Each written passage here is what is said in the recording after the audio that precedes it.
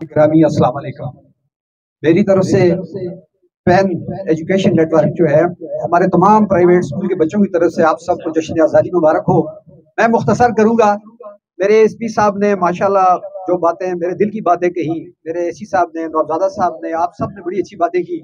मैं ये कहूँगा कि आज मैं अपनी तरफ से, अपने बच्चों की तरफ से, उन शहदा को जिनके खून से ये ज़मीन सेंची गई है उनको मैं खराज अकीदत पेश करूँगा। उन्हीं की वजह से हैं इस वर्दी को हम सलाम करते हैं, ख्वाह वो आर्मी की हो, ख्वाह वो पुलिस की हो, पैरा मिलिट्री फोर्सेस की हो, मैं इनको सलाम करता हूँ।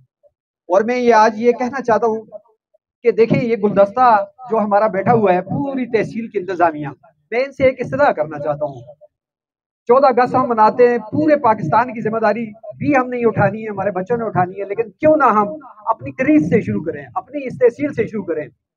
हम देखें हमारी सारी यूनियंस है, आज बड़ा अफसोस है कि वो नहीं है, हमारी जितनी भी हैं, हमारा तहसील चेयरमैन साहब हमारे पास है, हमारा एसी साहब हमारे पास है, और हमारी सारी जो इंतजामिया है वो नौजवान है, एनर्जेटिक है, पढ़ी लिखी है। उनसे क्यों ना फायदा उठाएं, और वो क्यों ना हमसे फायदा उठाएं कि हम हर साल 14 अगस्त को हम तहसील उगी का मुहासबा क्यों ना करें। मैं प्राइवेट एजुकेशन नेटवर्क अपना मुहासबे के लिए पेश करूं, ट्रांसपोर्ट यूनियन, तजारत यूनियन जितनी भी हमारी हैं, हम मिलकर क्यों ना अपना मुहासबा पेश करें।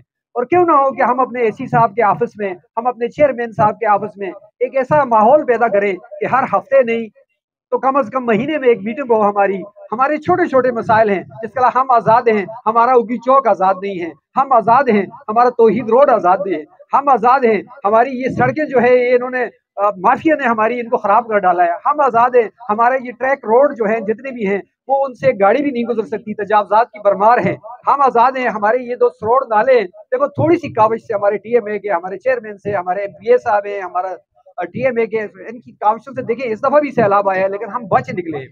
बहुत सारे काम जो होते हैं वो बगैर पैसों के हम सर अंजाम दे सकते हैं, सिर्फ बात है तो विल की है।